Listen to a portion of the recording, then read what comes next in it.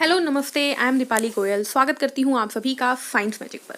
तो स्टूडेंट्स, जैसा कि आप सब जानते हैं, हम लोग बहुत ही इम्पोर्टेंट टाइम पे हैं फ़िलहाल के लिए, है ना। बहुत सारे स्टूडेंट्स हैं जिनका कमांडो का एग्ज़ाम है, ठीक है, 14 को, और 14 के बाद एसएससी जीडी का एग्ज़ाम है। तो सभी स्टूडेंट्स बहुत टेंशन में हैं क्योंकि सभी को पता है कि भाई एग्ज़ाम सर पे है, सभी एकदम फुल तैयारी में लगे हुए हैं, ठीक है। तो स्पेशली मैंने आपको पहले ही मेंशन कर दिया था कि अब संडे तक, ठीक है, टिल संडे, यानी कि फ्राइडे सैटरडे एंड संडे हम सिर्फ और सिर्फ क्वेश्चंस करेंगे। हम क्या करेंगे? सिर्फ और सिर्फ क्वेश्चन करेंगे जो एग्जाम में आए हुए हैं या जो आने के चांसेस हैं।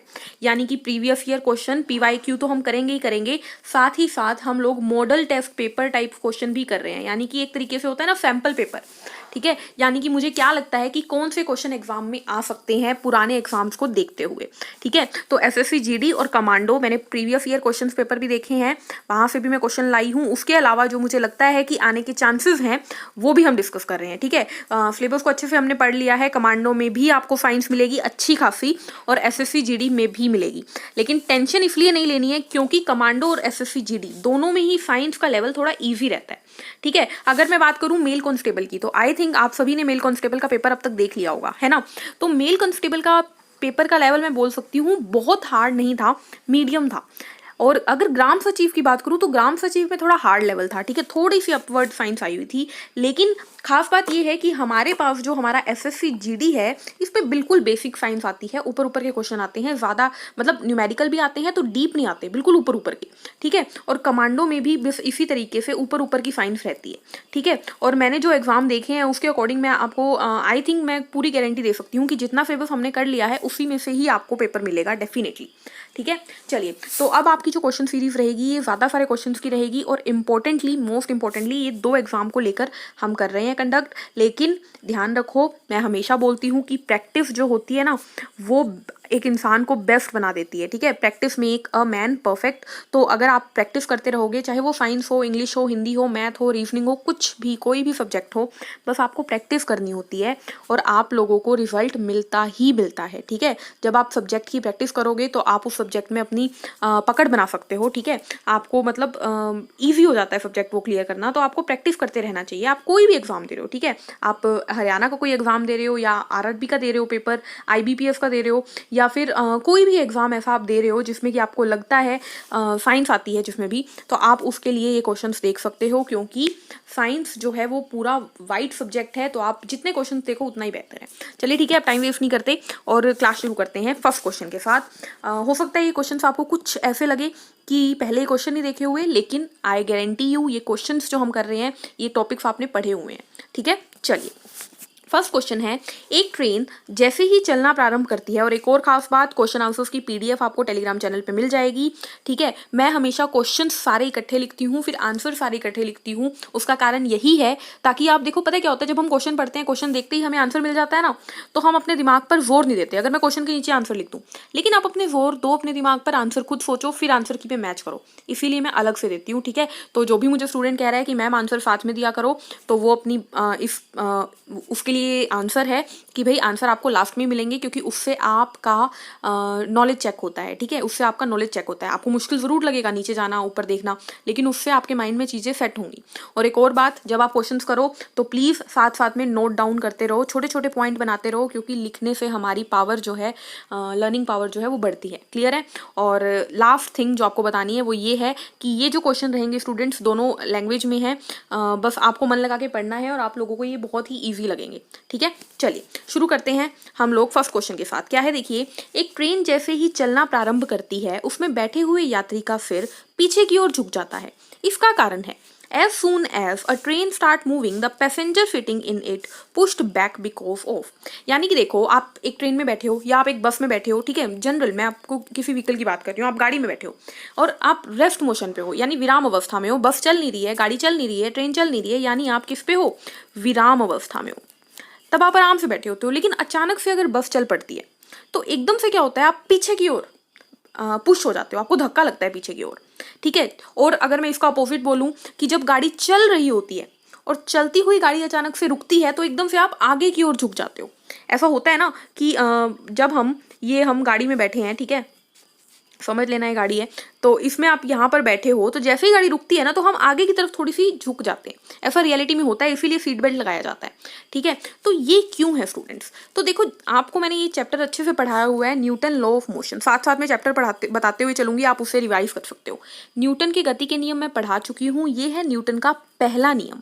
ठीक है, और मैंने आपको वहां पर जड़त्व की बात बताई थी।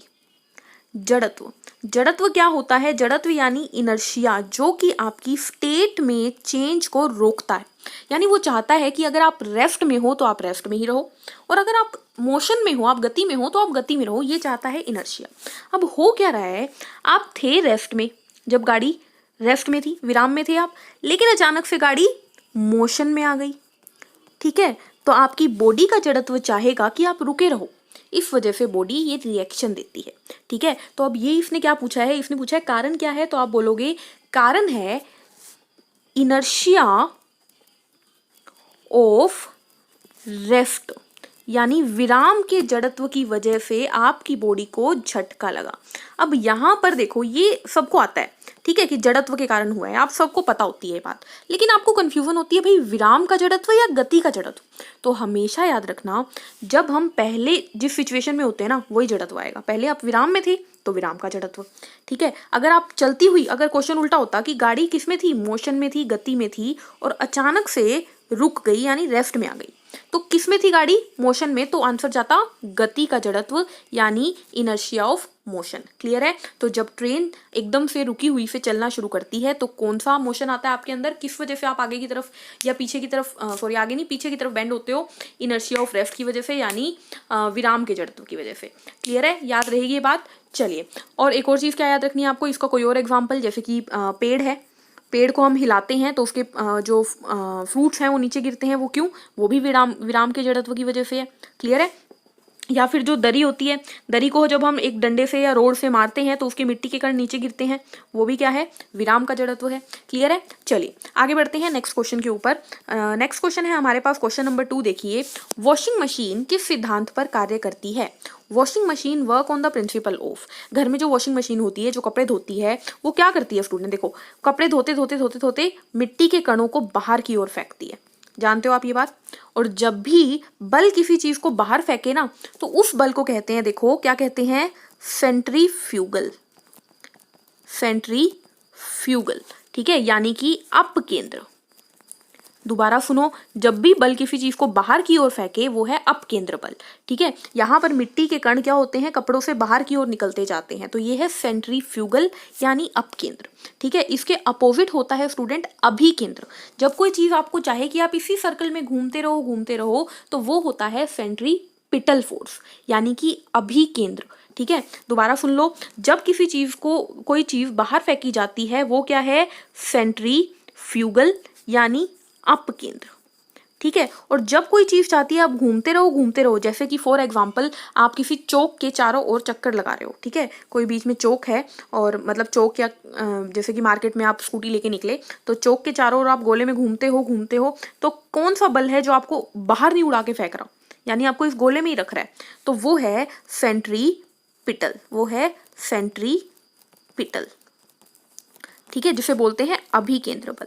क्लियर है? तो मशीन में कौन सा बल होता है, या मक्खन निकालने में कौन सा बल होता है, क्योंकि मक्खन में क्या होता है, देखो जो मक्खन होता है वो अलग हो के साइडों में जाता रहता है, तो मक्खन निकालने में मशीन में है अपकेंद्र यानी सेंट्रीफ्यूगल फोर्स। ठीक है, तो आंसर आपको मिल गया होगा, कौन सा बल है, अपकेंद्रण बल है हमारे पास। नेक्स्ट क्वेश्चन, कमरे में लगा वातानुकूलक क्या नियंत्रित करता है? What control the air condition in the room? घर में जो एसी लगे होते हैं, कमरे में जो एसी लगे होते हैं, वो क्या करते हैं? तो आप सभी जानते हो कि एसी का काम होता है तापमान यानी टेम्परेचर को कम ज्यादा करना, मतलब कम करना। ठीक है, क्योंकि आप एसी क्यों लगाते हो, गर्मी में, ठंडी के लिए। ठीक है, आप टेम्परेचर कमरे का कम करना चाहते हो, इसलिए एसी लगाते हो। लेकिन आपको ध्यान रखनी है स्टूडेंट्स कि टेम्परेचर के साथ साथ एसी जो है वो सांद्रता को भी बैलेंस रखता है, यानी ह्यूमिडिटी भी देखता है। ठीक है, कई बार ऐसा होता है ना, बहुत देर तक एसी में बैठे होते हो तो आपको सब कुछ सूखा सूखा, ड्राई फील होता है, क्यों? क्योंकि वो ह्यूमिडिटी भी करता है। तो आपको याद रखना है कि घर में लगा एसी टेम्परेचर और सांद्रता दोनों देखता है। क्लियर है? चलिए नेक्स्ट क्वेश्चन पे आते हैं। क्वेश्चन नंबर 4 हमारे पास, लिफ्ट में मनुष्य का प्रत्यक्ष वजन, बहुत इंपॉर्टेंट क्वेश्चन है, इसको स्टार मार्क करिए। लिफ्ट में मनुष्य का प्रत्यक्ष वजन वास्तविक वजन से कम कब महसूस होता है? When if the apparent weight of a human being felt in the lift less than the actual weight, यानी कि ऐसी कौन सी सिचुएशन होती है कि लिफ्ट में जो इंसान खड़ा है उसे अपने आप का वजन कम यानी वो हल्का महसूस करे। ठीक है, तो इसके लिए आपको कंसेप्ट समझना होगा जो कि मैंने पहले समझाया हुआ है। ठीक है, मोशन में। तो देखिए क्या होता है, ये इंसान खड़ा है और आप जानते हो जब भी कोई इंसान लिफ्ट में या कहीं पे भी खड़ा होता है तो उस पर नीचे की ओर लगता है mg बल लगता है, और ऊपर की ओर क्या लगता है? नॉर्मल। ठीक है, ये हमेशा ही लगता है। अब दोबारा सुनो इसी बात को, नीचे की ओर लगता है mg और ऊपर लगता है mg का जस्ट अपोजिट, जितना नीचे लग रहा है उतना ही ऊपर लगता है, जिसे बोलते हैं नॉर्मल बल। ठीक है, क्या बोलते हैं? नॉर्मल फोर्स बोलते हैं। जितना नीचे उतना ऊपर, इसी वजह से आप आराम से स्टेबल खड़े होते हो। ठीक है, आप स्टेबल क्यों खड़े हो? क्योंकि नीचे जो बल लग रहा है, अब देखो अगर ऊपर बल ना लगता तो आप तो जमीन में धंस जाते, क्योंकि नीचे तो बल लग रहा है ना, लेकिन आप नीचे धंसते नहीं हो। क्यों? क्योंकि ऊपर नॉर्मल लगता है, एक्शन का रिएक्शन हो रहा है। ठीक है, तो ये स्टेबल आप रहते हो नॉर्मल बल की वजह से। अब क्या हो, आप लिफ्ट में खड़े हो, लिफ्ट रुकी हुई है, तो आप अगर आप मान लो जितने वेट आपका है ना, आपको उतना ही वेट समझ में आएगा। ठीक है, तो पहली सिचुएशन, लिफ्ट क्या है? रुकी हुई है, तो वेट क्या रहेगा? वेट क्या रहेगा? सेम रहेगा। ठीक है, अब मैं आपको क्या बोल रही हूँ? अब मैं बोल रही हूँ कि भाई आप इस लिफ्ट में खड़े थे और लिफ्ट जो है वो ऊपर की ओर चलने लगे ए एक्सेलरेशन से। अब नीचे तो आप जानते हो आप पे क्या लग रहा था? mg लग रहा था, और ऊपर आप जानते हो आप पे क्या लग रहा था? नॉर्मल लग रहा था, जो कि mg के बराबर था, है ना। अब ऊपर ए एक्सेलरेशन से लिफ्ट चलने लगी तो ऊपर की ओर एक बल लगेगा जिसे बोलेंगे F बराबर ma। ठीक है, अब ध्यान से सुनो, पहले मान लो नीचे आपके ऊपर कितना लग रहा था? पहले आप पे लग रहा था mg बल, लेकिन जब लिफ्ट ऊपर की तरफ चलने लगी तो अब आपके ऊपर नीचे तो अभी भी mg ही है, लेकिन ऊपर क्या होगा? देखो ऊपर देखो, mg तो n तो है ही, ऊपर n है, प्लस ऊपर m में भी तो लगेगा। दोबारा सुनो एक बार, इसी चीज को दोबारा सुनो। आप एक पर्सन हो जो कि लिफ्ट में खड़े हो, आप जानते हो नीचे आप पे mg बल लग रहा है और ऊपर आप पर नॉर्मल लग रहा है। ठीक है, आप इतनी बात जानते हो, आप पे नीचे कितना लग रहा है? नीचे लग रहा है mg और ऊपर कितना लग रहा है? नॉर्मल। ठीक है, एरो का मतलब समझ रहे हो। अब हुआ क्या, ऊपर आपकी लिफ्ट ए एक्सेलरेशन से चलने लगी, तो अब आपके ऊपर आप जानते हो कितना बल लगेगा? ऊपर की तरफ ma भी लगेगा, यानी नीचे क्या है? नीचे सिर्फ mg है, लेकिन ऊपर क्या है? n भी है और ma भी है, दो बल हैं ऊपर की तरफ, यानी कि mg प्लस ma। यानी कि आप बात को समझने की कोशिश करो कि पहले आपके ऊपर जितना बल नीचे लग रहा था उतना ऊपर लग रहा था, इस वजह से आप स्टेबल थे, आपको अपना वजन नॉर्मल महसूस हो रहा था, लेकिन अब आपके ऊपर ma भी लग रहा है, इस वजह से अब आप अपने आप को भारी महसूस करोगे। कैसा महसूस करोगे? भारी महसूस करोगे, और यही बात मुझे आपको समझानी थी। ठीक है, यानी कि ओवरऑल मैं बोलूं, जब एक लिफ्ट ए एक्सेलरेशन से ऊपर जाती है तो हमेशा जब भी लिफ्ट ए एक्सेलरेशन से ऊपर जाएगी तो आप अपने आप का वजन भारी महसूस करोगे। ठीक है, अब मैं नीचे की बात कर लेती हूँ। चलिए नीचे की बात कर लेते हैं। लिफ्ट है जो अब वही का वही क्या है, आपके ऊपर नीचे mg लग रहा था, ऊपर n लग रहा था, अब नीचे a एक्सेलरेशन से जाने लगी, तो आप जानते हो पहले क्या लग रहा था? ऊपर n, नीचे mg, अब नीचे ma भी लगेगा, तो अब आप समझ रहे हो, अब आपके ऊपर नीचे की तरफ दो बल लग रहे हैं, यानी कि आप अपने आप को हल्का महसूस करोगे। ठीक है, और क्वेश्चन क्या था? क्वेश्चन था कि कब आपका अपरेंट वेट आपको कम नजर आएगा, तो आप बोलोगे जब लिफ्ट नीचे जाएगी। ठीक है, आई होप आप लोगों को ये बात समझ में आ गई होगी। अगर नहीं आई तो आप लोग मोशन चैप्टर में जा सकते हैं, मोशन चैप्टर की आपको प्लेलिस्ट मिल जाएगी, वहां पर मैंने ये कंसेप्ट विद फिगर बहुत ही अच्छे से समझाया हुआ है और आपको वहां पे मैंने याद करने की ट्रिक भी बताई हुई है। ठीक है, क्लियर है। चलिए नेक्स्ट क्वेश्चन पे चलते हैं। नेक्स्ट क्वेश्चन है हमारे पास क्वेश्चन नंबर 5। डीएनए की थोड़ी सी स्पीडली चलते हैं क्योंकि आई थिंक हम बहुत ज्यादा स्लो हो रहे हैं। डीएनए की मुक्त सिरों को जोड़ने का कार्य करता है, act as a linking free chain of DNA. तो यहाँ पे आपको नई चीज समझाने वाली हूँ, वो क्या है देखिए। जो एक डीएनए मान लो, ठीक है, ये एक डीएनए की, ये डीएनए है, ठीक है, उसकी एक चेन को हम दूसरी चेन से जोड़ना चाहते हैं, तो आप याद रखना हमेशा कि अगर हम दो डीएनए को आपस में जोड़ना चाहते हैं ना, तो उसके लिए जो एंजाइम यूज होता है उसे बोलते हैं लाइगेज। इस बात को याद रखना, ठीक है। दो डीएनए को कौन जोड़ता है? लाइगेज जोड़ता है। तो आंसर आ गया लाइगेज। अगर क्वेश्चन आ जाए दो डीएनए को, मतलब एक डीएनए को आप तोड़ना चाहते हो तो कैसे तोड़ोगे, तो उसके लिए एंजाइम यूज होता है रेस्ट्रिक्शन एंजाइम। कौन सा? Restriction enzyme. याद रहेगी ये बात, जोड़ने के लिए लाइगेज, तोड़ने के लिए रेस्ट्रिक्शन। क्लियर है? नेक्स्ट क्वेश्चन, क्वेश्चन नंबर 6, पृथ्वी का पलायन वेग क्या है? The escape velocity of earth is. पलायन वेग क्या होता है स्टूडेंट्स? वह वेग जिससे कि किसी ऑब्जेक्ट को फेंका जाए तो वह पृथ्वी के गुरुत्वाकर्षण से बाहर चला जाए। दोबारा सुनो, आप लोग पृथ्वी के ऊपर खड़े हो, क्योंकि आपके ऊपर पृथ्वी का जी नाम का ग्रेविटी लग रही है, एक्सेलरेशन ड्यू टू ग्रेविटी लग रही है, लेकिन पृथ्वी का भी एक एरिया है जिससे बाहर अगर कोई ऑब्जेक्ट चला जाएगा ना तो वो वापस नहीं आता। तो वह वेग जिससे कि कोई ऑब्जेक्ट फेंका जाए कि वो कभी वापस ना आए, यानी कि आप जब बॉल, आप अपनी पृथ्वी पे खड़े होकर एक बॉल ऊपर फेंकते हो तो आप जानते हो बॉल नीचे आएगी आएगी, लेकिन अंतरिक्ष के अंदर जब काम किया जाता है ना, सैटेलाइट वगैरह को एक ऐसे फोर्स से फेंका जाता है, ऐसी स्पीड वेलोसिटी से फेंका जाता है कि वो बाहर ही चक्कर लगाने लगे। ठीक है, तो उस वेग को बोलते हैं एस्केप वेलोसिटी, और पृथ्वी की फिक्स है, ये है 11.2 किलोमीटर प्रति सेकंड। ये है पृथ्वी की एस्केप वेलोसिटी। क्लियर है? अगली चीज, कई बार ये ऑप्शन में 11.19 दिया होता है किलोमीटर प्रति सेकंड, तो बात एक ही है, 1 और 2 में। ठीक है, कई बार कंफ्यूज हो जाते हैं, तो इसीलिए मैंने आपको ये क्लियर कर दिया। नेक्स्ट चीज आप लोगों को याद होगी कि एस्केप वेलोसिटी का फॉर्मूला हमने डिस्कस किया हुआ है, क्या होता है? ये होता है। ठीक है, कहीं पे नोट कर लो, ये एस्केप वेलोसिटी का फॉर्मूला होता है। ठीक है, यहाँ पर जी क्या है, तो जी से भी क्वेश्चन बहुत बार आ जाता है। जी होता है गुरुत्वाकर्षण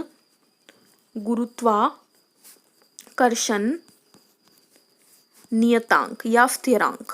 ठीक है, ग्रेविटेशनल कांस्टेंट होता है। ठीक है, और इसकी वैल्यू क्या होती है? इसकी वैल्यू होती है 6.67 इंटू 10⁻11। क्लियर है? इतनी बात याद रहेगी ये बात। चलिए नेक्स्ट क्वेश्चन पे चलते हैं, क्वेश्चन नंबर 7। ऋण मूलक कौन होते हैं? ये क्वेश्चन टेलीग्राम पे किसी ने मेरे से पूछा था, तो मुझे लगा कि इसका आपको आंसर देना चाहिए। तो ऋण मूलक कौन होते हैं? Negative radicals are. ठीक है, तो अब आपको क्या समझना है, देखो आप जानते हो एक होते हैं एसिड और एक होते हैं बेस। ठीक है, एसिड और बेस। एसिड में से क्या निकलता है? H पॉजिटिव निकलता है, और बेस में से क्या निकलता है? OH नेगेटिव निकलता है। ठीक है, आपको मैं एक तरीके से समझा रही हूँ इसे, ठीक है, कंसेप्ट के तरीके से नहीं, आंसर के तरीके से। एसिड में से H+ निकलता है, बेस में से OH नेगेटिव निकलता है। यानी कि स्टूडेंट्स देखो, एसिड में से H+ निकल गया तो बचेगा क्या? नेगेटिव चार्ज बचेगा। फॉर एग्जाम्पल HCl है, टूटेगा तो क्या देगा? H+ तो देगा ही, प्लस क्या देगा? Cl नेगेटिव तो भी तो देगा। यानी कि पीछे उसने क्या छोड़ा? पीछे उसने छोड़ा नेगेटिव। और यही तो क्वेश्चन था कि नेगेटिव रेडिकल कौन होते हैं? कौन है जो पीछे नेगेटिव छोड़ के जाता है? दोबारा सुनो, कौन है जो पीछे नेगेटिव छोड़ता है, ऋणात्मक छोड़ता है? तो एसिड ही तो छोड़ता है। आंसर आएगा एसिडिक रेडिकल, यानी है अम्लीय जो हैं, अम्लीय मूलक जो होते हैं वो पीछे नेगेटिव छोड़ते हैं। अब देखो, अगर मैं बेसिक की बात करूं तो NaOH टूटेगा तो क्या देगा? OH नेगेटिव देगा, और पीछे क्या छोड़ेगा? Na positive. यानी पीछे क्या छोड़ा? पीछे पॉजिटिव चार्ज छोड़ा। तो अगर क्वेश्चन आता कि ऋण की जगह आता आपके पास क्या आता? पॉजिटिव, धनात्मक या फिर धनात्मक मूलक कौन है, तो आप बोलते बेसिक रेडिकल। क्लियर है? याद रहेगी ये बात। चलिए नेक्स्ट क्वेश्चन पे चलते हैं। नेक्स्ट क्वेश्चन है हमारे पास, क्वेश्चन नंबर 8। क्या है देखिए, क्या प्राकृतिक गैस एक जीवाश्म ईंधन है? तो ये क्वेश्चन पूछा गया था एग्जाम में। The natural gas is a fossil fuel, इसमें आना चाहिए इज या डज। ठीक है, तो आप सभी जानते हो कि नेचुरल गैस, हाँ यह एक फॉसिल फ्यूल है। नेचुरल गैस हो या कोल हो, यानी कोयला, यह भी हमें जीवाश्म ईंधन है। ठीक है, जीवाश्मों से मिलता है। या फिर आपको मिल जाए ऑयल, जैसे कि पेट्रोलियम, ये भी क्या है? ये भी जीवाश्म ईंधन है। ठीक है, लकड़ी जो होती है स्टूडेंट्स, नोट डाउन कर लो, लकड़ी जीवाश्म ईंधन नहीं होती। Would is not a fossil fuel. ठीक है, ये क्वेश्चन डाउट में रहता है हमेशा। चलिए नेक्स्ट क्वेश्चन देखते हैं। अग्निशामक यंत्र बनाने में किस पदार्थ का प्रयोग किया जाता है? What material is used in making fire extinguishers? यानी कि देखिए, आपने देखा होगा कि काफी बड़ी बड़ी जो बिल्डिंग्स होती है वहां पे एक रेड कलर का कुछ इस तरीके का बॉक्स रखा होता है ना, सिलेंडर रखा होता है रेड कलर का इस तरीके का। वो क्या होता है? वो फायर एक्सटिंग्विशर होता है। उसको बनाने में क्या इस्तेमाल किया जाता है? तो आपको याद रखना है, उसको बनाने में इस्तेमाल किया जाता है NaHCO3। यानी इसी को क्या बोलते हैं? इसको बोलते हैं सोडियम हाइड्रोजन कार्बोनेट। इसको क्या बोलते हैं? Sodium hydrogen carbonate. इसी को बोलते हैं सोडियम बाइकार्बोनेट। ठीक है, और इसी को बोलते हैं स्टूडेंट्स बेकिंग सोडा। ठीक है, तो ये क्या है हमारा? ये है NaHCO3। इसी को बोलते हैं खाना सोडा। ठीक है, तो NaHCO3 क्या है? खाना सोडा है हमारा, जो कि खाने में डलता है, बेकिंग सोडा है। ठीक है, अब आपको याद क्या रखना है कि ये अग्निशामक यंत्रों में डलता है, यानी कि ये फायर एक्सटिंग्विशर में डलता है।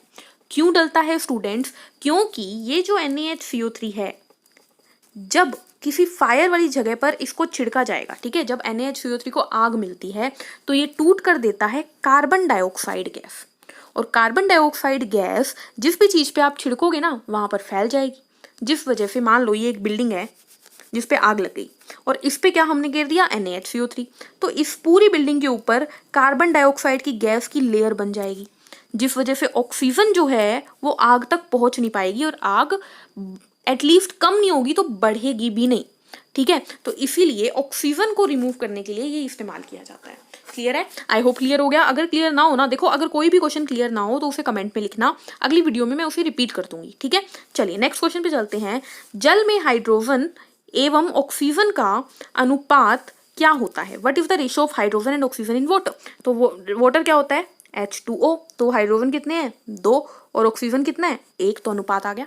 ठीक है, अब क्वेश्चन की गहराई समझो। अगर क्वेश्चन होता ऑक्सीजन और हाइड्रोजन का अनुपात, तो आप बोलते 1:2। लेकिन हाइड्रोजन और ऑक्सीजन का पूछा है तो आएगा 2:1। बस यहीं पे गड़बड़ होती है। प्लीज ऐसी गड़बड़े एग्जाम में मत करके आना। ठीक है, इट्स अ रिक्वेस्ट। चलिए नेक्स्ट क्वेश्चन पे चलते हैं हम लोग। क्वेश्चन नंबर 11 है हमारे पास। विद्युत बल्ब का फिलामेंट किस धातु का बना होता है? The filament of an electric bulb is made up of which metal? तो ये क्वेश्चन मैंने बहुत बार करवा दिया क्योंकि ये बहुत बार पूछा जाता है। ये है टंगस्टन। क्या है? टंगस्टन। ठीक है, टंगस्टन को लिखते हैं W से, प्लीज याद रखिएगा, W से लिखा जाता है टंगस्टन को। और क्यों ये इस्तेमाल होता है? क्योंकि इसका गलनांक बिंदु यानी कि मेल्टिंग पॉइंट बहुत ही ज्यादा होता है, यानी बहुत तेज हीट पे भी ये पिघलता नहीं है, इसीलिए टंगस्टन इस्तेमाल होता है। ठीक है, कौन सी गैस इस्तेमाल होती है? तो नाइट्रोजन गैस इस्तेमाल होती है।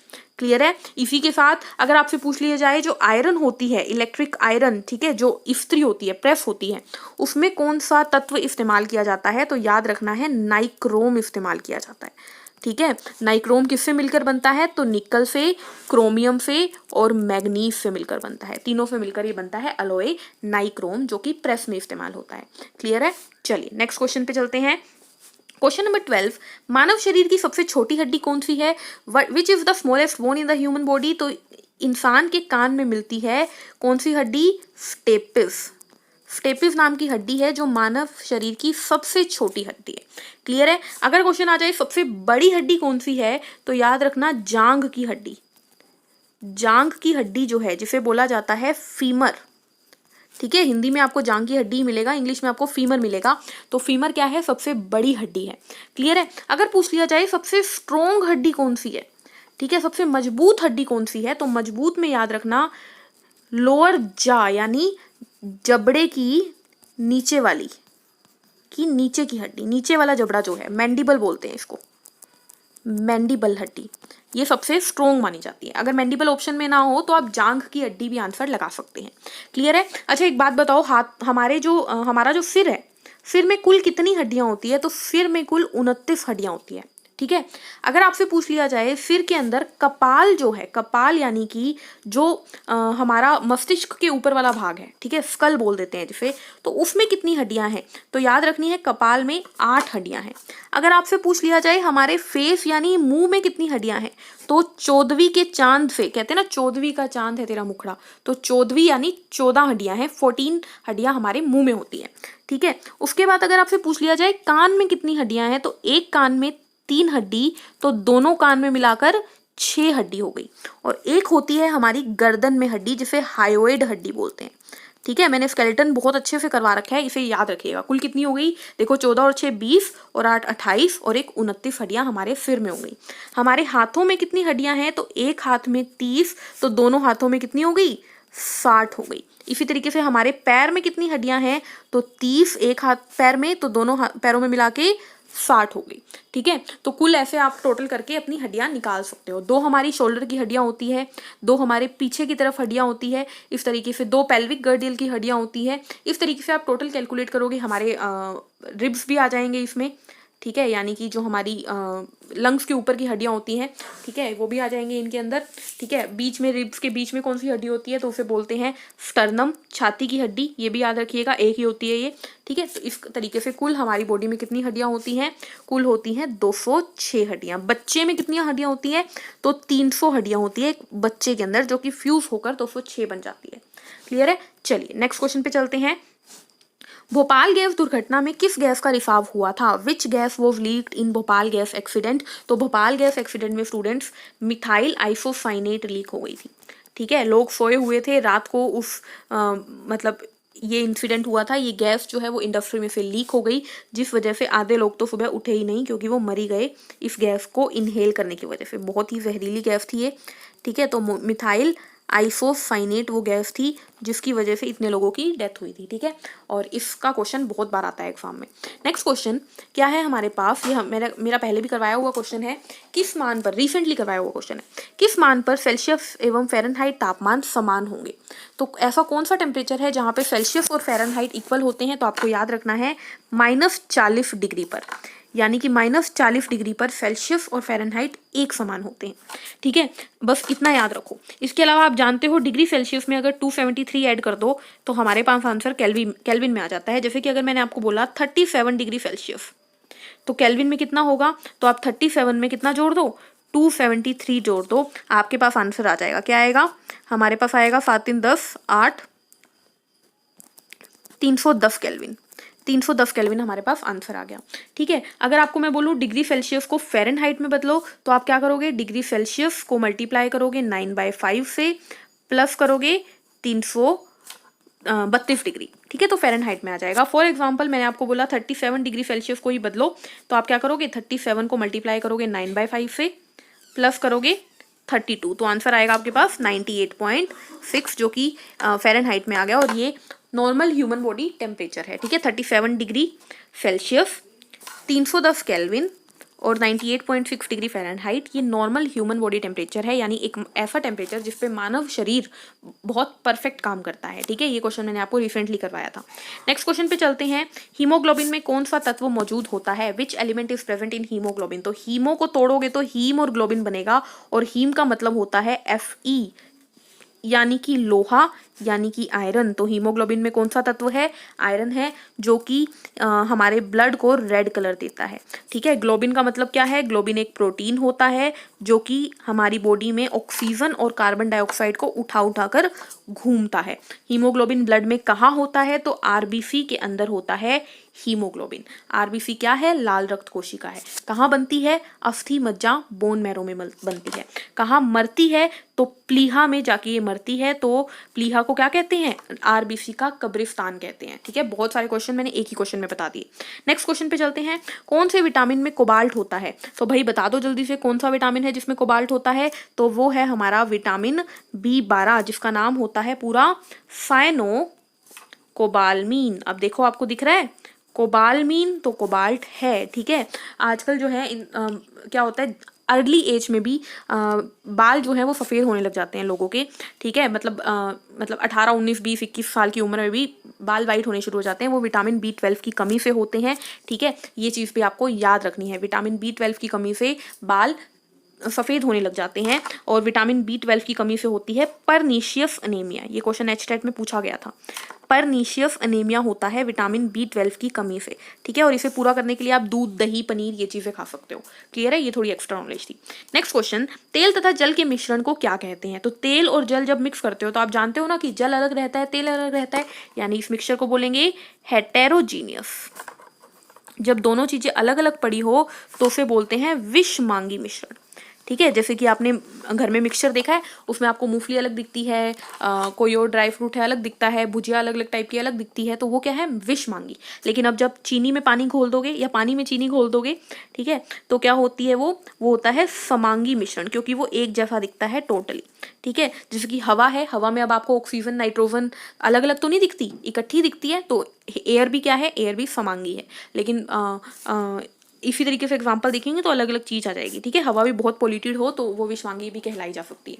नेक्स्ट क्वेश्चन, वह गोलीय दर्पण जिसका परावर्तक पृष्ठ अंदर की ओर वर्किंग हो क्या कहलाता है? The spherical mirror whose reflecting surfaces working inwards. तो आप जानते हो एक तो ऐसा होता है शीशा और एक ऐसा होता है शीशा। तो देखो इसमें क्या हो रहा है, इस शीशे में लाइट कहाँ आ रही है, अंदर की तरफ, और अंदर से टकरा के चली जाएगी। और इसमें कहाँ आ रही है, बाहर की तरफ, बाहर से टकरा के चली जाएगी, ठीक है। तो अंदर की तरफ इसमें, इसको क्या कहते हैं, इसको कहते हैं अवतल दर्पण। तो अगर क्वेश्चन आ जाए ऐसा कौन सा मिरर है, ऐसा कौन सा दर्पण है जिसके अंदर लाइट अंदर वाले सरफेस पर टकराती है, तो वो है कनकेव मिरर। और बाहर वाले पे टकराती है तो कन्वेक्स मिरर, यानी उत्तल दर्पण। क्लियर है। चलिए नेक्स्ट क्वेश्चन देख लेते हैं। हमारे पास क्या है, क्वेश्चन नंबर 19, कैल्शियम आयोडाइड में कैल्शियम की संयोजकता क्या है? What is the valency of calcium in calcium iodide? तो कैल्शियम आयोडाइड होता है CaI2, ठीक है। और आप जानते हो कि आयोड अगर ये टूटेगा तो क्या देगा, देखो कैल्शियम +2 देगा और 2I नेगेटिव देगा। अगर ये बात आपको समझ में नहीं आती तो इसको एक तरीका बताती हूँ समझने का। देखो CaI2 ये होता है कैल्शियम आयोडाइड। कैल्शियम की जो संयोजकता होगी ना वो I के नीचे आपको दिखाई देगी, और I की जो संयोजकता होगी वो कैल्शियम के नीचे दिखाई देगी। अब मुझे बताओ कैल्शियम की कहाँ दिख रही है, आयोडीन पे, तो कैल्शियम की 2 होगी, और आयोडीन की कहाँ दिख रही है, कैल्शियम पे कुछ भी नहीं है तो 1 होगी। फॉर एग्जाम्पल अगर मैं बोलूँ NaH, तो बताओ Na की कितनी होगी, तो H के नीचे क्या दिख रहा है आपको 1, तो Na की 1 होगी। Na के नीचे क्या दिख रहा है 1, तो हाइड्रोजन की भी 1 होगी। कोई और एग्जाम्पल ले लेते हैं, MgSO4, ठीक है। तो मैग्नीशियम की क्या होगी, तो आप कहोगे इसमें अलग केस आ जाता है थोड़ा सा, ठीक है। ये आपको याद रखनी पड़ती है, Mg की होती है +2 और SO4 की होती है -2, ठीक है। ये थोड़ा सा डीप कंसेप्ट है, इसके लिए आपको शायद मैंने ये करवाया हुआ है मैंने टॉपिक। आप पीरियोडिक टेबल चैप्टर खोलोगे, आवर्त सारणी देखोगे तो वहां पर आपको ये करवाया हुआ मिलेगा, ठीक है। मैंने वहां पर आपको पहले 20 तत्वों की वैलेंसी अच्छे से याद करवाई है, संयोजकता अच्छे से याद करवाई है, क्वेश्चन सीरीज में भी करवाई है, ठीक है। तो आपको याद रखना है कि वैलेंसी कैसे निकाली जाती है। मैंने आपको इंपॉर्टेंट बताई है, जैसे कि SO4 की -2 होती है, ठीक है। ऐसे ही नाइट्रेट की -1 होती है, कार्बोनेट की -2 होती है। इस तरीके से आपको मैंने सारी करवाई हुई है, क्लियर है, ठीक है। क्लोरीन, फ्लोरीन, ब्रोमीन, आयोडीन की -1 होती है, ऑक्सीजन की -2 होती है, सब करवाई हुई है, आप वहां पर चेक कर सकते हैं। क्लियर है। नेक्स्ट क्वेश्चन, प्रकाश संश्लेषण की क्रिया किस रंग में सर्वाधिक होती है? Which colour the process of photosynthesis take place the most? तो यहाँ पर आपको याद रखना है कि रेड कलर जो होता है ना, वहां पर सबसे बेस्ट फोटोसिंथेसिस होती है। अब इसकी डीप के लिए मुझे आपको पूरा लाइट चैप्टर करवाना पड़ेगा, और लाइट के अंदर भी इतनी डीप हम नहीं जाते हैं कभी भी, ठीक है, क्योंकि इसके अंदर आपको EMP पाथवे, ग्लाइकोलाइसिस ये सब कुछ समझाना पड़ता है, जो कि आपके बिल्कुल काम का नहीं है। तो आप इतना याद रखो, क्योंकि ये क्वेश्चन मुझसे किसी ने टेलीग्राम पे पूछा था, तो इसका आंसर देना मेरे लिए जरूरी था। मैंने आपको आंसर दे दिया है कि इसका आंसर आएगा रेड। याद रख लो, इसकी डिटेल में मत जाना, क्योंकि इसकी डिटेल में जाओगे तो साइंस से डर लगने लगेगा, ठीक है। चलिए नेक्स्ट क्वेश्चन पे चलते हैं। क्वेश्चन नंबर 21, ओजोन परत समताप मंडल में किस गैस की परत के रूप में पाई जाती है? Ozone layer is found in the stratosphere as a layer of which gas? पहले तो क्वेश्चन में एक आंसर मिल रहा है आपको कि ओजोन लेयर कहाँ होती है, स्ट्रेटोस्फेयर में होती है, समताप मंडल में होती है। कौन सी गैस होती है? तो O3 गैस को बोलते हैं ओजोन गैस, ठीक है। ओजोन O3 मतलब ऑक्सीजन के 3 अणु मिलकर बनाते हैं ओजोन। ये ब्लू कलर की गैस होती है और इसकी स्मेल बहुत ही गंदी होती है, ठीक है, गंदी स्मेल वाली गैस होती है। क्लियर है, याद रहेगी ये बात। अच्छा, ओजोन को खराब करने वाला सबसे बड़ा कंपाउंड कौन सा है, तो आप जानते हो CFC यानी क्लोरोफ्लोरोकार्बन ही ओजोन को सबसे ज्यादा खराब करता है, ठीक है। नेक्स्ट क्वेश्चन नंबर 23 है हमारे पास, क्या अम्लीय वर्षा के लिए उत्तरदायी गैस है the gas responsible for acid rain. तो एसिड रेन क्यों होती है, NO2 और SO2 की वजह से। ये पानी के साथ मिलकर HNO3 और H2SO4 बना लेते हैं, जो कि पानी में बहकर जमीन पर गिरता है और उस बारिश को कहते हैं एसिड रेन, क्योंकि ये होता है नाइट्रिक एसिड, ये होता है सल्फ्यूरिक एसिड। और कुछ बताओगे, नाइट्रिक एसिड किस में यूज होता है, तो उर्वरकों में यूज होता है। और कहाँ पर यूज होता है, पटाखों में यूज होता है, ठीक है। सल्फ्यूरिक एसिड को क्या कहते हैं, इसको किंग ऑफ एसिड कहते हैं, अम्लों का राजा है ये हमारा, ठीक है, अम्लों का राजा है ये। बैटरियों में यूज होता है, गाड़ियों की बैटरियों में यूज होता है। H2SO4, याद रहेगी बात भाई। H2SO4 को एक और नाम से जाना जाता है, क्या बोला जाता है H2SO4 को, बताना। इसको बोला जाता है थोथे का तेल, ठीक है, थोथे का तेल। इंग्लिश में क्या बोलेंगे इसे बोलेंगे ऑयल ऑफ विट्रियोल। बहुत इंपॉर्टेंट क्वेश्चन है। अब एक क्वेश्चन आप लोगों के लिए क्या है, देखिए, कॉपर सल्फेट को क्या बोलते हैं, बताएंगे आप लोग मुझे, कॉपर सल्फेट को क्या बोलते हैं। मतलब विट्रियोल की टर्म में, तेल के टर्म में ही आपके पास आंसर आएगा, ठीक है, ठीक है। इसके अलावा आप मुझे बताएंगे हरा थोथा किसको बोलते हैं। ये 2 क्वेश्चन आप लोगों के लिए है, ठीक है। ग्रीन विट्रियोल किसे बोलते हैं, फॉर्मूला बताना है उसका, और मुझे ये बताना है कॉपर सल्फेट को कौन सा थोथा बोलते हैं, ठीक है। इसका एक कलर आएगा, क्लियर है। चलिए नेक्स्ट क्वेश्चन पे चलते हैं। पराबैंगनी विकिरणों की सहायता से जल में उपस्थित अशुद्धियों को दूर किया जाता है, यह पेयजल शुद्धिकरण की कौन सी प्रक्रिया है। With the help of ultraviolet rays, थोड़ा सा नीचे क्वेश्चन देख लेते हैं। With the help of ultraviolet rays the impurities present in the water are removed, which is the process of water purification. यानी कि आप क्या कर रहे हो, आप ये आपके पास एक बीकर में पानी पड़ा है और आपको इसमें से सारी की सारी गंदगी को, इम्प्योरिटीज को, अशुद्धियों को मिटाना है। तो आपने इस्तेमाल की क्या, यूवी रेज। तो इस तरीकों को क्या बोलते हैं, तो आपको याद रखना है, जब हम पराबैंगनी की किरणों की मदद से सफाई करते हैं तो उसे बोल देते हैं ओजोनेशन। क्या बोल देते हैं, ओजोनेशन। इसे हिंदी में बोलते हैं ओजोनीकरण, ठीक है। अब ये बताने का मेरा कारण क्या था, मेरा ये बात बताने का कारण ये था कि पानी की सफाई करने के लिए O3 यानी ओजोन की भी मदद ली जाती है। जैसे कि जो वाटर पार्क वगैरह होते हैं वहाँ पे पानी की क्लोरीनेशन की जाती है। क्या की जाती है, क्लोरीनेशन, ठीक है। पानी में क्लोरीन गैस पास की जाती है जिससे कि पानी साफ हो जाता है। तो क्लोरीन की मदद से भी पानी को साफ किया जाता है और ओजोन की मदद से भी साफ किया जाता है, क्लियर है। चलिए नेक्स्ट क्वेश्चन पे चलते हैं।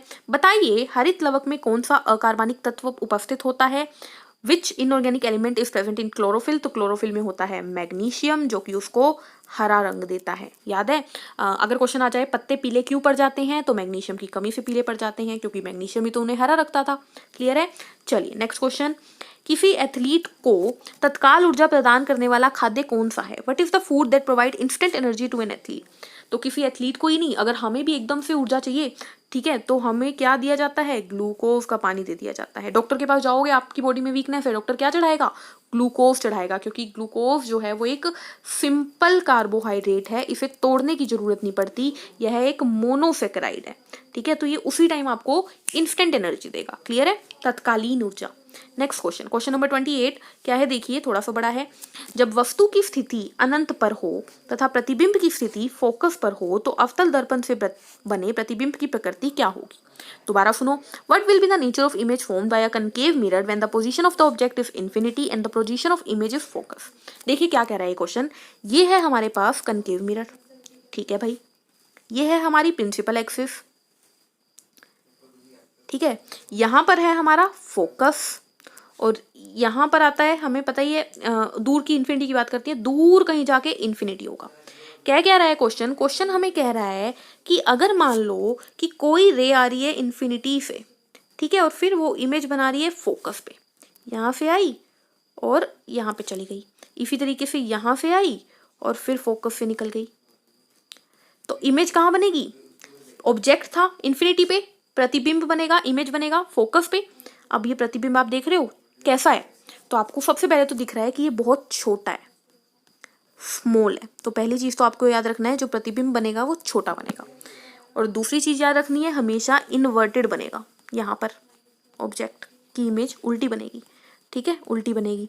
और तीसरी चीज़ आपको याद रखनी है कि ये वास्तविक इमेज होगी, यानी रियल इमेज बनेगी, ठीक है। तो मैंने आपको विड डायग्राम बता दिया कि जब ऑब्जेक्ट इन्फिनिटी पे हो और इमेज फोकस पे बने तो क्या होता है, रियल इमेज बनती है, इन्वर्टेड बनती है और स्मॉल बनती है, ठीक है। यानी कि वास्तविक, उल्टी तथा छोटी इमेज बनती है। क्लियर है। नेक्स्ट क्वेश्चन, क्वेश्चन नंबर 29 है हमारे पास। शरीर के किस भाग में सूर्य के प्रकाश की सहायता से विटामिन डी का संश्लेषण होता है? In which part of the body vitamin D synthesize with the help of sunlight? तो भाई जब हम सूरज के नीचे बैठते हैं तो रोशनी कहाँ लगती है, सनलाइट कहाँ लगती है, हमारी त्वचा पे लगती है। तो आंसर आ गया, हमारी स्किन जो होती है वही क्या करती है, विटामिन डी का एब्जॉर्प्शन करती है, यानी विटामिन डी को सोख लेती है। सही बात है। अच्छा, विटामिन डी का मुझे साइंटिफिक नेम बताओ। तो आप सभी जानते हो विटामिन डी का नाम है कैल्सीफेरोल। क्या नाम है, कैल्सीफेरोल हमारे विटामिन डी का साइंटिफिक नाम है। क्लियर है। विटामिन डी की कमी से कौन सा रोग होता है? तो बच्चों में होता है रिकेट, बच्चों में होता है रिकेट, बूढ़ों में होता है ऑस्टियोपोरोसिस, ठीक है। ऑस्टियोपोरोसिस एक ऐसी बीमारी है जिसके अंदर छींकने तक से भी फ्रैक्चर होने का डर होता है, क्योंकि इसको बोलते हैं कि आपकी हड्डियां जो है वो एकदम एकदम ऐसे हो जाती है, झरने लग जाती है, इतनी वो वीक हो जाती है, ठीक है। लास्ट क्वेश्चन, सबसे बड़ी लार ग्रंथि कौन सी है? तो आपको मैंने बताया है कि सैलिवरी ग्लैंड हमारे पास होती है 3, ठीक है। कौन कौन सी? एक होती है पैरोटिड, एक होती है लिंगवल और एक होती है सबलिंगवल। इसको हिंदी में भी यही नाम याद रखिएगा, पेपर में यही आएगा, ठीक है। पैरोटिड, लिंगवल, सबलिंगवल। एक बार इंग्लिश में सुन लो, फिर हिंदी में भी आंसर दे दूंगी। तो इसमें आपसे पूछा है कि सबसे बड़ी कौन सी है, तो याद रखना भाई सबसे बड़ी है हमारे पास पैरोटिड, ये सबसे बड़ी, ठीक है। हिंदी में भी देख लो कौन कौन सी है, पैरोटिड, लिंगवल और कौन सी है, सबलिंगवल। सबलिंगवल को कई बार परलिंगवल भी कह देते हैं, ठीक है। सबसे बड़ी कौन सी है, पैरोटिड, ठीक है। सैलिवरी ग्लैंड क्या निकालती है? तो आप जानते हो सैलिवरी अमाइलेज, जिसे टाइलिन बोलते हैं, वह निकालती है, ठीक है। टाइलिन एंजाइम निकालती है। ये क्या करता है टाइलिन? तो आपके खाने के अंदर जो स्टार्च होता है, यानी जो कार्बोहाइड्रेट है, मांड है, उसका पाचन करता है ये। क्लियर है। तो आज की क्लास में हमने किए काफ़ी सारे क्वेश्चंस डिस्कस, ठीक है। बहुत ही इंपॉर्टेंट क्वेश्चन थे, मुझे आपको और भी करवाने थे, बट आई थिंक इतनी क्लास इनफ होगी, क्योंकि आपने मुझे बोला है कि मैम 30 मिनट से ऊपर की क्लास मत रखना, ठीक है। तो मिलते हैं नेक्स्ट सेशन में नए क्वेश्चंस के साथ। तब तक के लिए पढ़ते रहिए, मुस्कुराते रहिए। आपको ये वीडियो जो है, ये क्वेश्चंस जो है यूजफुल लगे कि नहीं लगे, ये ज़रूर बताइएगा। Take care. चैनल को लाइक कीजिए, शेयर कीजिए, सब्सक्राइब कीजिए। और भाई जो भी स्टूडेंट है जो कि चैनल को सब्सक्राइब नहीं कर रहा है, वो सब्सक्राइब भी करो, ठीक है, ताकि सब्सक्रिप्शन भी बढ़े। चलिए मिलते हैं नेक्स्ट सेशन में, तब तक के लिए स्माइल करते रहिए। Take care, bye bye.